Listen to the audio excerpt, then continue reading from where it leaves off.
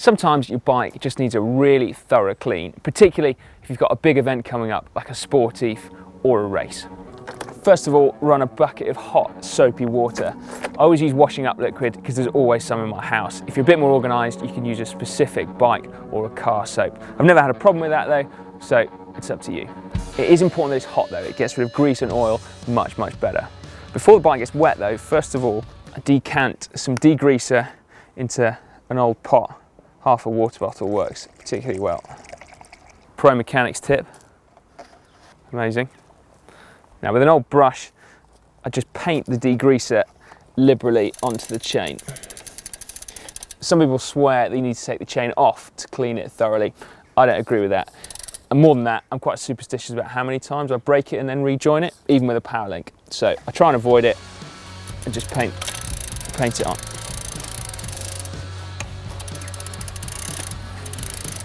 After that chain's thoroughly coated in degreaser, take a flathead screwdriver and just run it around the jockey wheels just to scrape all that gunk off.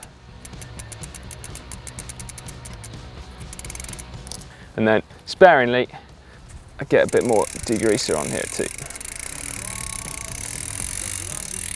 And then finally, on the chain rings as well. Now while that degreaser is actually working, it's time to actually clean the rest of the bike using an old car sponge. I start at the front of the bike and then work backwards and downwards, getting loads of soapy water on.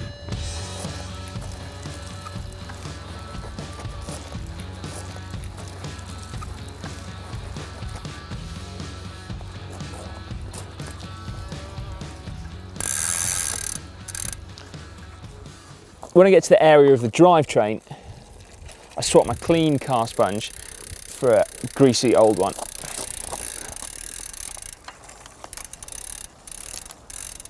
I find having the chain on the big ring is much easier to clean the outside of the chain, but to get onto the inside, you need to get your sponge involved elsewhere.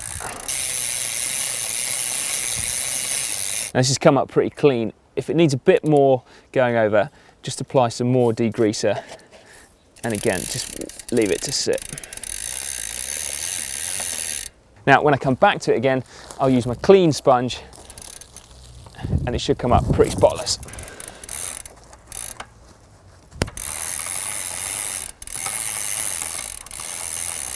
Now it's time to move on to the derailleur and the chain rings. This little brush was an excellent buy because it gets right in there.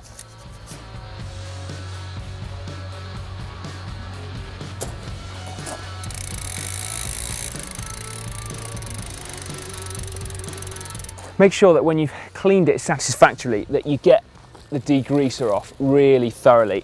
Any degreaser left on there is going to basically ruin any lubricant that you put on afterwards. So make sure it's thoroughly rinsed off.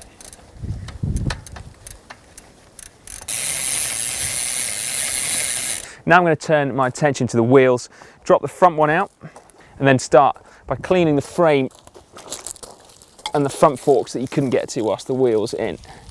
Pay particular attention as well to the brake calipers. Now I turn my attention to the front wheel. I make sure on a thorough clean that I'm particularly careful about cleaning the sidewalls. Black wall tyre is not so much of a problem, but if you've got a skin wall tyre, your bike is never going to look clean if you've got dirty sidewalls. So give it a proper going over. Clean the spokes next, and then finish off with your hub. Now drop the back wheel out as well. If you've not got a work stand, then whatever you do, don't put the bike upside down on its seat and its STIs. Instead, if you rest it on the tip of the fork blades and the brakes and then lean it against something else, it just manages to keep the bike a little bit more pristine. Approach the back wheel pretty much in the same way that you did with the front. The only difference is the cassette. Now this has already got some degreaser on, but I'm going to paint some more on because we need that to come up. Now unlike the chain, this probably would benefit from being cleaned. The more expensive your cassette, the more difficult it is to actually get it clean. But in this instance, I'm just going to try with degreaser and then a rag as well that you can just fit between the sprockets and clean it like so.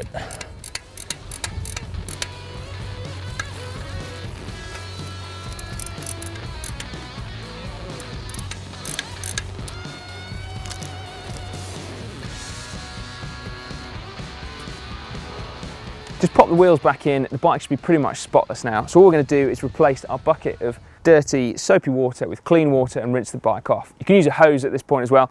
Some people do use power washers, but if you do that, just be a little bit careful, particularly around delicate bearings, that you don't actually blast all the grease out and strip your components completely. It's not necessarily a problem, but it's going to give you more maintenance in the long run.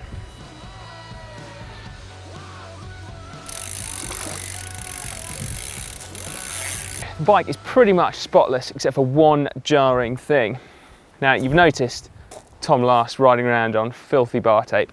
Now there isn't much you can do to get it clean, particularly if you're running white bar tape, and that's why most people probably use black. But if you do want to give it a try, soap isn't going to work, so try something like WD-40 and then elbow grease. So your bike's clean, but your job's not finished yet. Because this is a tune-up, there's a few little bits we're going to take a look at. So drop the front wheel out again. We're going to check the tyre for anything sharp that's wedged in the carcass. If there is something, you can just take either that or a pick and lever the object out. If it creates a hole that's too big and you're concerned about it, you can always just take a dab of glue from your puncture repair kit and just glue the tyre back together. If it's too bad, you're going to need to replace it. A hole like that is going to be absolutely fine.